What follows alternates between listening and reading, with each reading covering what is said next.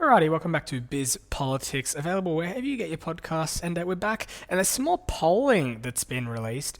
Now, of course, we had that major blow to the coalition with that first poll of the year saying that One Nation was equal.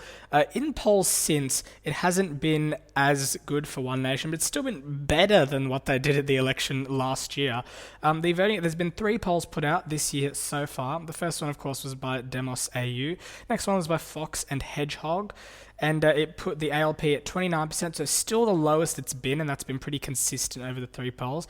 The LNP 25, so a bit higher, and One Nation at 21. So and still it's a bit, it's way higher in the 20s, way higher than what we thought last year. But in the two-party preferred, that poll in particular, it did put the LNP versus One Nation at 56 to ALP 44 to One Nation.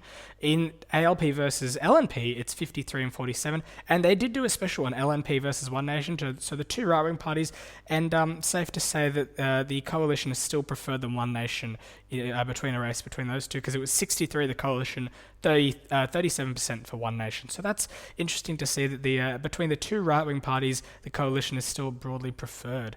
And of course, in the most recent poll, which was from the 5th to the 11th of January by Roy Morgan, 1,676 people were surveyed for this one. And this one was the first ever poll since the Australian federal election last year that the Liberal National Coalition has overtaken the ALP in primary vote. We have the ALP on 30, the LNP on 30.5%, the Greens on 13.5%, and One Nation at 15%. In a two-party preferred, this is one of the higher ones. The ALP is on 52, and the LNP is on 48. So even leading up to the Australian federal election last year, all the polls said that the Liberal National Coalition would lead on the primary vote, but they would still get demolished in the two-party preferred.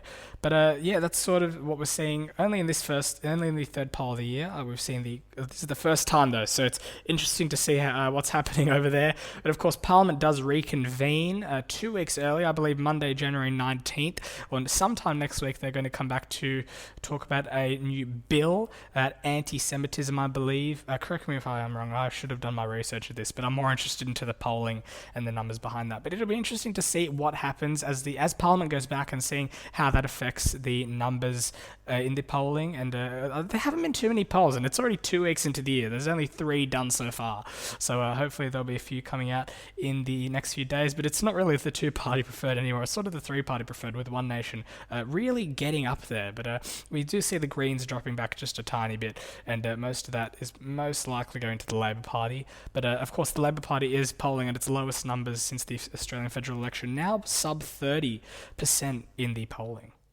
And just before I leave for today's episode, I thought I'd mention I do apologise for any lack of content recently on Biz Politics and any of the other podcasts I do, Biz by the Water and Biz Audio.